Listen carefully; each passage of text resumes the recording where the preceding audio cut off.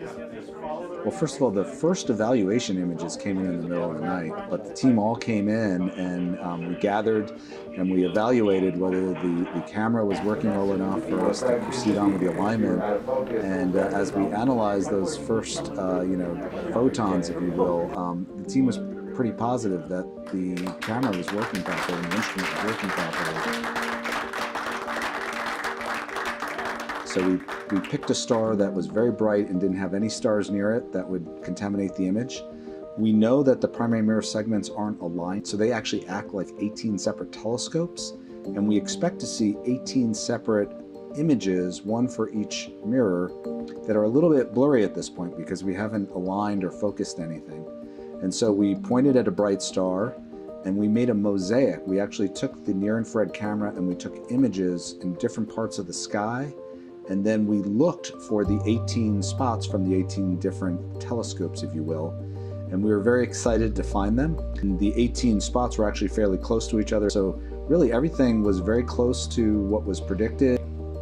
We've identified which of the 18 spots is which mirror. At this point, we even know which ones are from the wings, and it turns out one of the wings, you can actually see those 3 spots are a little farther over, and that's sort of what we expected.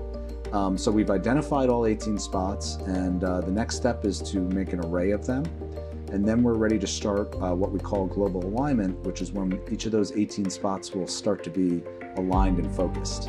And that's sort of the last step before we take those 18 spots and put them on top of each other to start forming a single star going through the 18 separate telescopes.